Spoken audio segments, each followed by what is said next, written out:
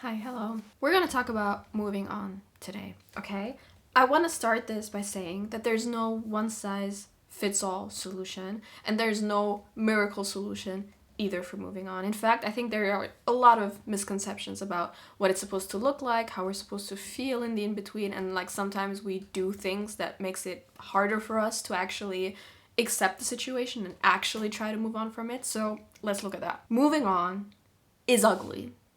It is ugly. If you find yourself in it and you think you're never gonna be out of the situation, this has been hurting for forever, like you don't know how to move on from it, chances are you're not even doing anything wrong. Chances are it's just part of the process, okay? Moving on does not look like moving on until you're out of it and you're looking back at the situation. For the longest time, you'll be just in the forest, everything will look the same, but you'll keep walking and you'll keep walking until eventually you step out of the forest. But you didn't know that while you were in it.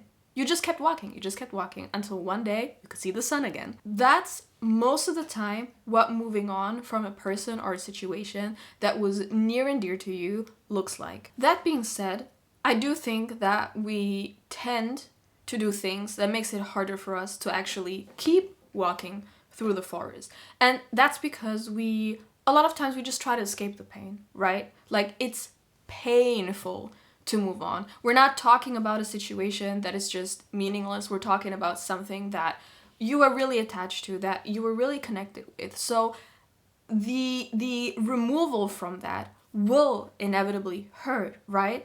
And that's just a testament to you being human and to you being capable of loving something that much. It's not an error, it's not a fault. You didn't do anything wrong, you didn't give too much. That is a testament of you being a human being that is capable of love to that extent. The pain that comes from now removing yourself from that is the flip side of that. Doesn't make it better, doesn't make it hurt less, but it does make you realize that the pain is just part of the process that you don't need to escape from. And in fact, trying to escape it will make the process so much harder. Because one thing we do, right? Let's say we talk about a relationship that you're trying to move on from, right? The way these situations start, right? You have an interest in someone. They pique your interest. You're trying to close the distance between you two, right? And then with time, like the more the distance closes, that proximity makes the connection even stronger, makes it feel even more bonded, like even more connected, right? So proximity is a very real factor, right? Now, if you flip that and you're trying to remove yourself from a situation and actually move on from it, and you keep that proximity up, you basically uphold a reality that you're actually trying to move away from. Now that's where things get tricky, because you set the intention of trying to move away from it while simultaneously keeping that very same reality alive. So if you continue to keep up with their social media, look at what they're doing, keep in touch even though you know that it's going to hurt you more in the long run, those are things that are very likely to keep you in that pain for longer than you need to. Now, I'm not necessarily saying you need to cut off someone immediately once you try to move on from them, like once you break up.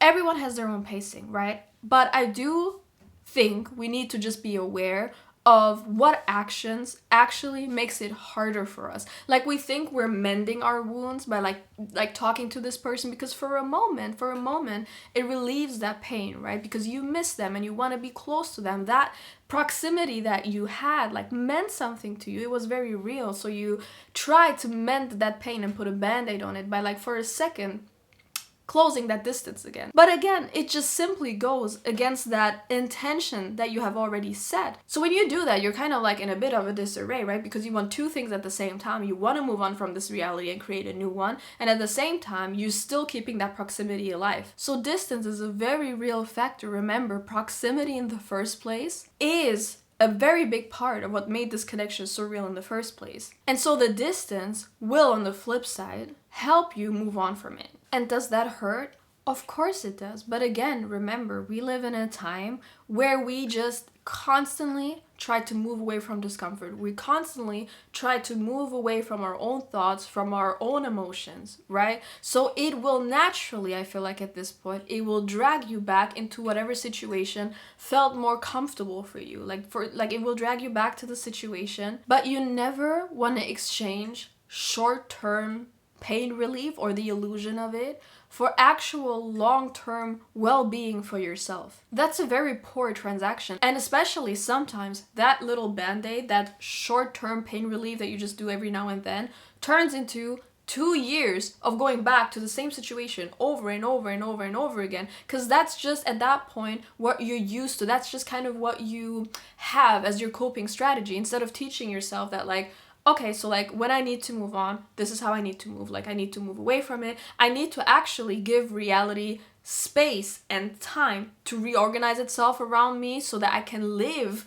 a new life away from that old situation. You just teach yourself that, no, this is how we deal. We feel pain, we go back. We feel pain, we go back, you know? Because your actions have real consequences. The way you handle things over time, repeatedly, literally creates habits. Like that's what a habit is, and you don't want to get into a habit of making unhealthy decisions for yourself. And having real patience with yourself is so crucial in that, because we sometimes cling to what we think moving on is supposed to look like. We think, okay, once I move away from that situation, right, and I'm really setting my intentions straight and I act accordingly, right, and I put my focus to other things, I take care of myself, it's not gonna feel amazing right away. It's 9 times, I mean, if it does, that's what I hope for you. Like, I really hope that that's how it's gonna go down. But most of the time, it just doesn't. It just kind of helps you ease into the new reality, right? It just helps you not drag yourself longer down the path of whatever previous pain you had with that situation, right? That's what it does. But it's not supposed to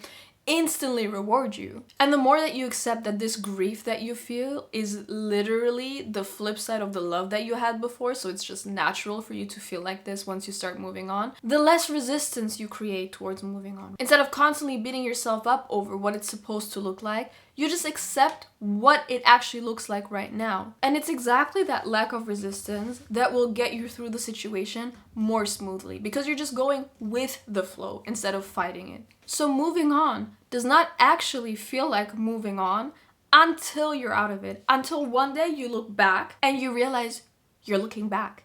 Like that situation, that person is behind you. It's not a set part of your daily life anymore. It's not something that you think about every hour of the day, like every minute of the day, maybe even. Like it will be just something that all of a sudden you're here and the situation is there, and there's distance and time between that. It's not really like a linear process. It's not really with every day necessarily. Sometimes it can be like that, but a lot of the times it's really not like that. It's not like every day necessarily you think about them less and less. It's like you're going through the motions, and one day you're like, I haven't thought about them for like maybe 2 weeks. I haven't thought about them for 2 days. You will just notice that your reality is quite literally shifting and you're not in the same space anymore as your previous situation. So be kind to yourself and be really patient with yourself. Like time is a really real factor. And if you feel like you're not moving on fast enough, like it shouldn't feel like this, it shouldn't look like this, chances are you're doing